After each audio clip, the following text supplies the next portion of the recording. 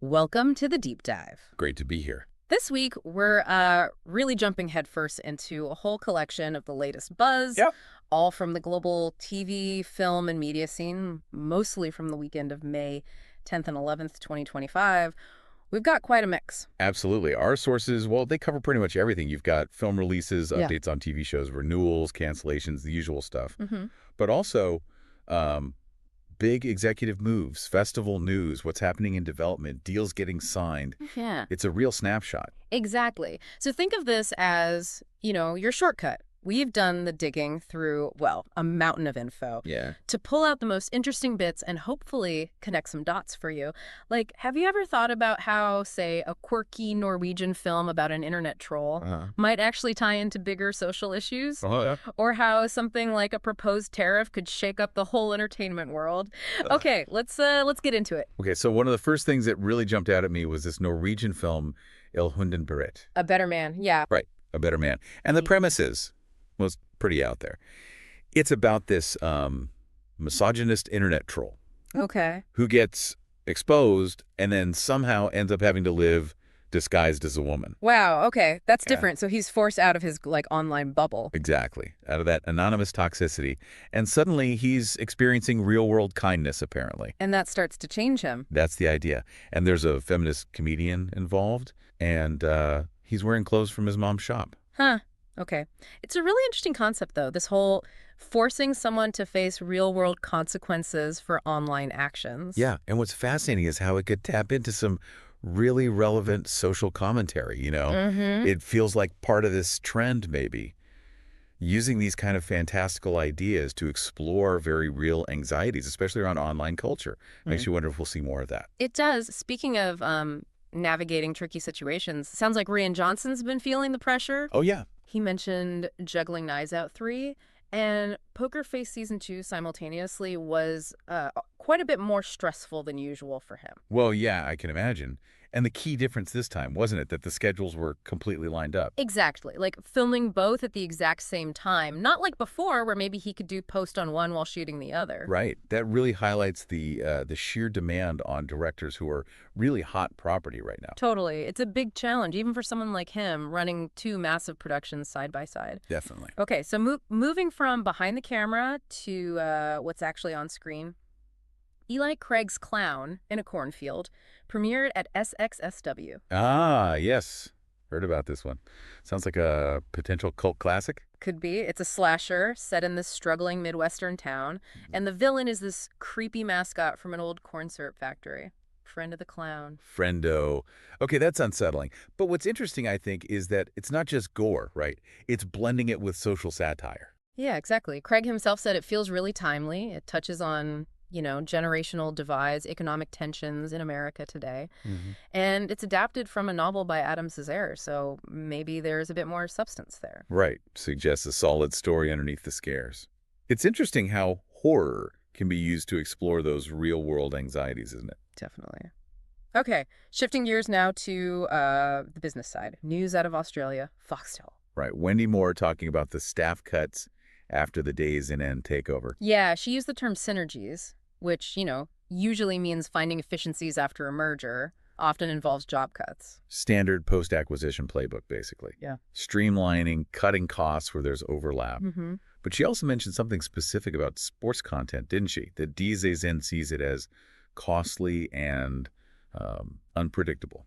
Yeah, that's the key bit, because DAZN is primarily a sports streaming company. Exactly. So if they're viewing sports that way within Foxtel, it could signal some pretty big strategic shifts coming for Foxtel's sports rights, maybe their whole content mix. Could it mean pulling back from traditional sports broadcasting, maybe? Moving more towards niche stuff? It's possible. Definitely something to watch. How DAZN's core focus influences Foxtel's direction beyond just cost-cutting. Okay, meanwhile, over in New York, kind of a different story almost. A bit of a push and pull for the industry there. Oh, yeah. What's happening? Well, on the one hand, New York State has really boosted its film and TV tax incentives, extended them right through 2036. Wow.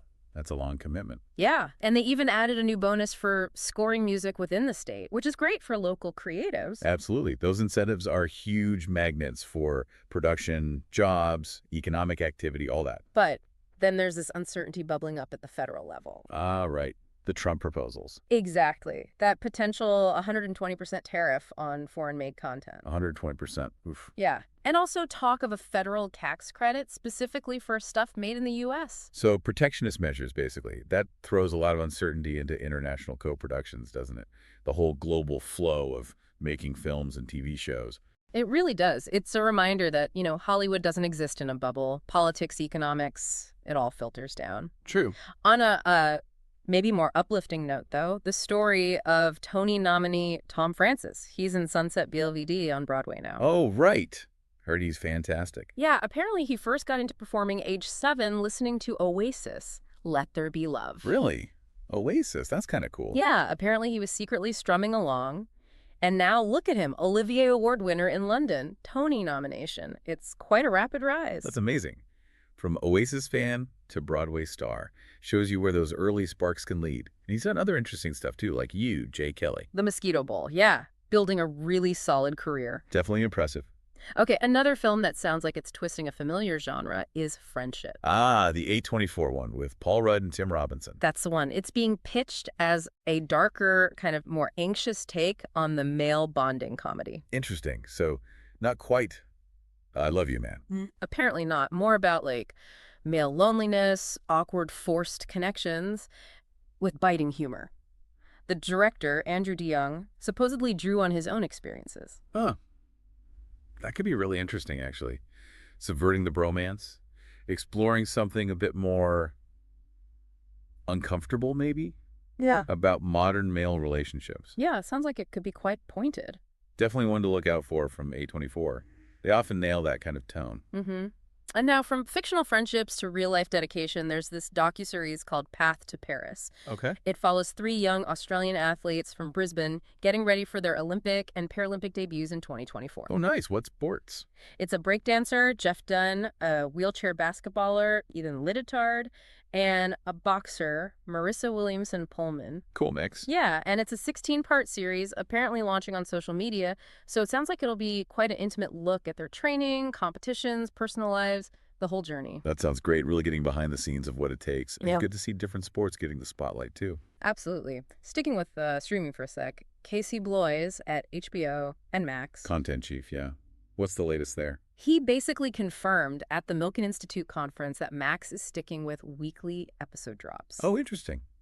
Still bucking the binge trend, then. Yeah, seems so. Yeah. He mentioned financial reasons, but also wanting to extend the show's cultural lifespan, keep people talking about it longer. That makes sense.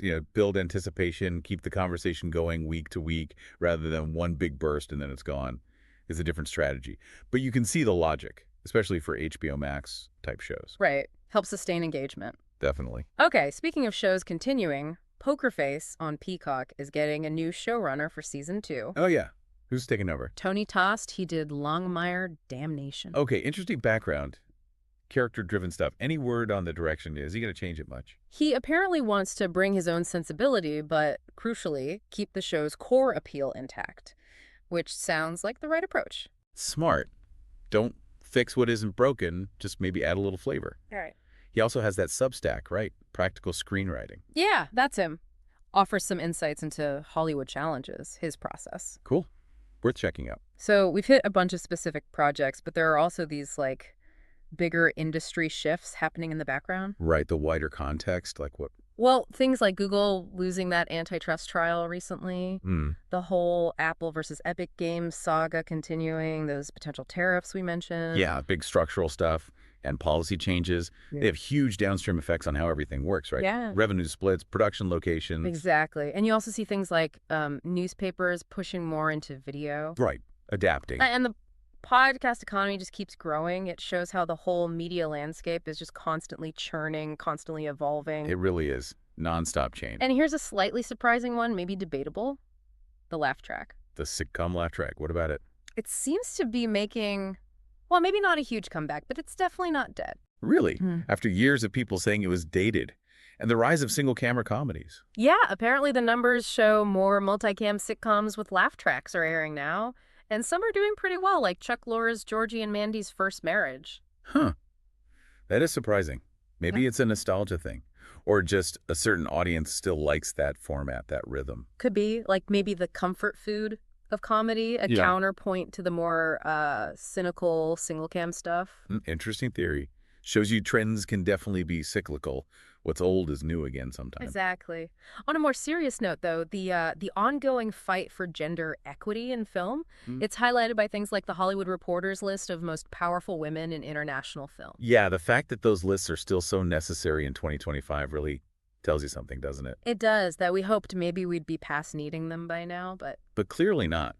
And you hear about the backlash against DEI initiatives, reports of systemic abuse still surfacing. It shows progress is fragile. definitely. So recognizing these women isn't just celebrating them, it's kind of a call to action, right? Kate pushing for authentic stories, diverse voices behind and in front of the camera. Absolutely. It's still a crucial fight. Okay, on a slightly brighter note, good to see veteran creators still hitting it big. John Wells. ER, China Beach legend, yeah. He's got a new hit drama called The Pit, set in a Pittsburgh ER. Ah, back to his roots with the medical drama. It's doing well. Apparently really well. Great viewership numbers in 2024. Seems like his knack for that immersive, realistic, high-stakes medical storytelling still resonates. Yeah, he knows how to do that genre. Yeah. People clearly still respond to it when it's done well. Not all awards news is straightforward, though.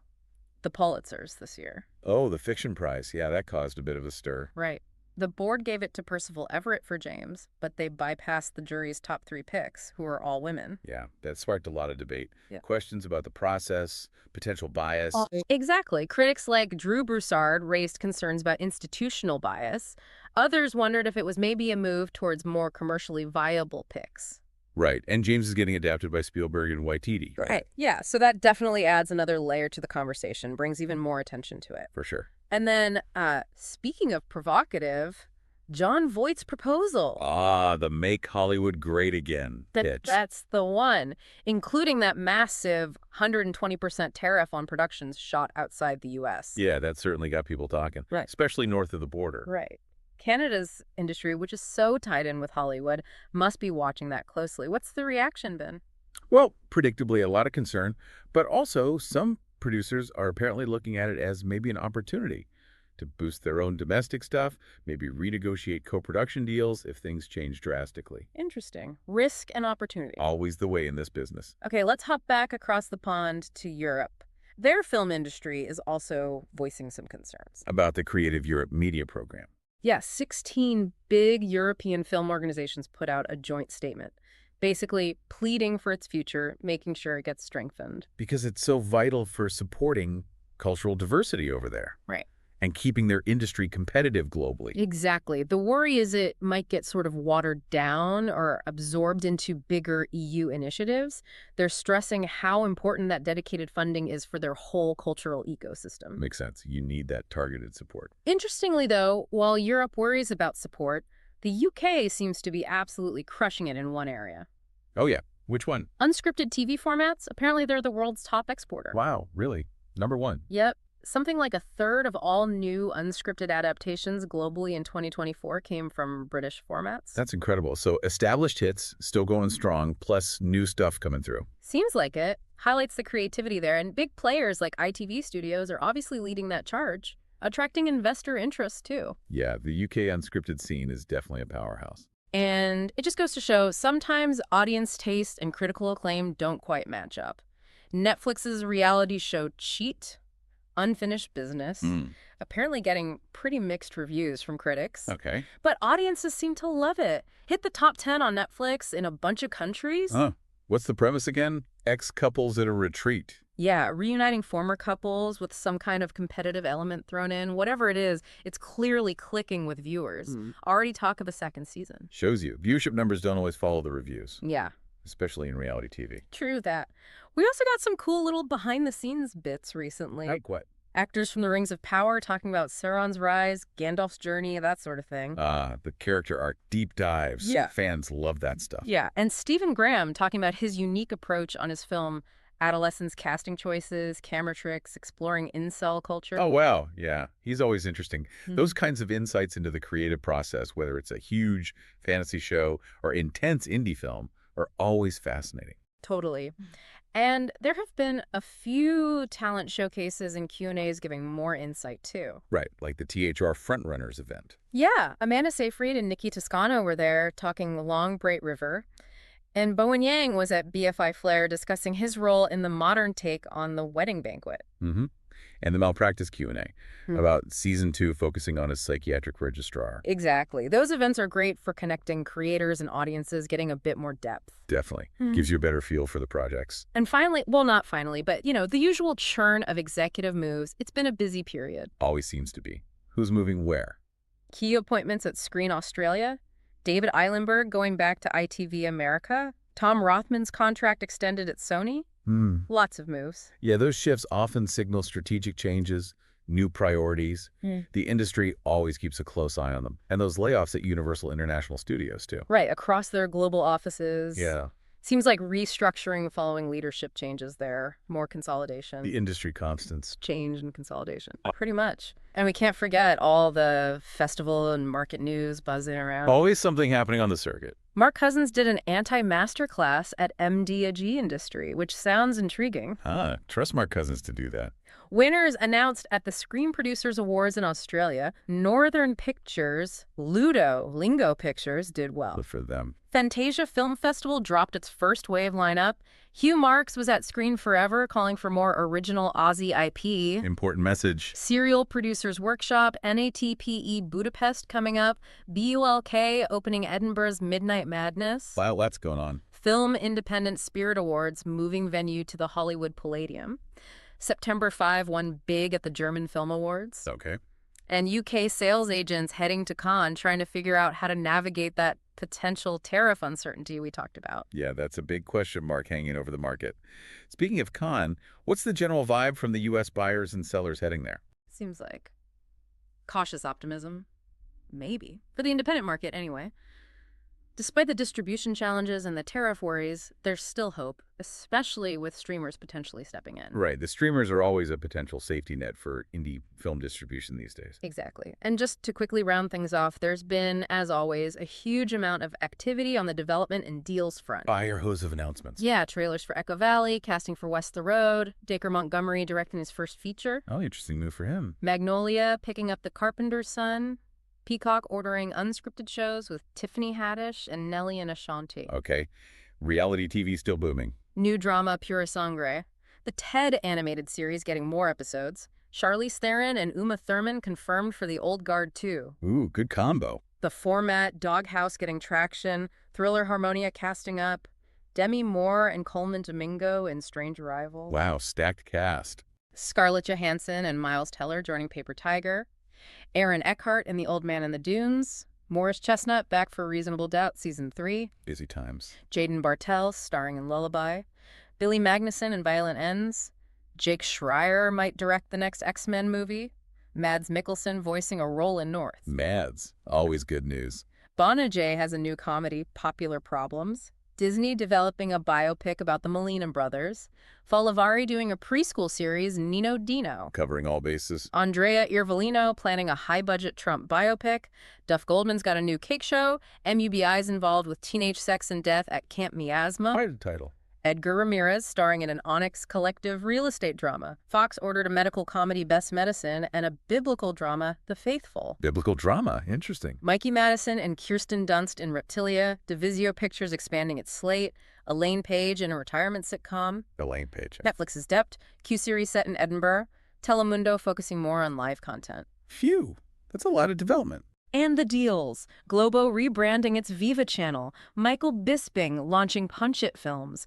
Totoy Core partnering with Gersh. Lucky Number hitting the Ken market. Deal's getting done. Connick got rights to Salameen's story. Blue Finch Films took world sales on Hellcat. Republic Pictures acquired International for Friendship. Josh Schwartz and Stephanie Savage signed a big deal with Amazon MGM. Big names. Monica Bellucci signed with Artists International Group. Wow picked up the Bergerac reboot. Stan got the Walsh Sisters.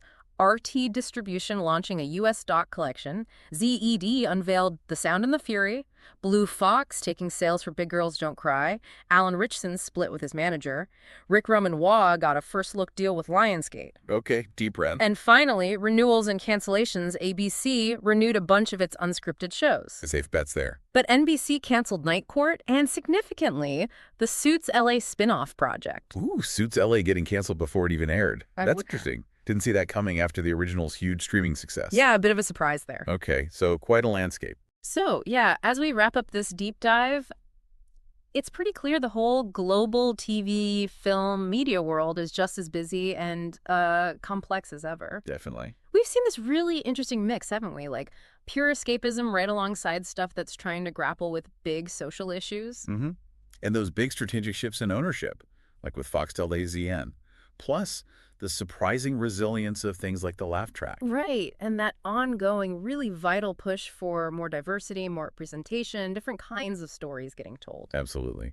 Our goal here, as always, was to give you, our listener, a good handle on these key developments. Yeah, save you some time digging through it all, but still give you the insights into the trends and events shaping everything. Hopefully we manage that.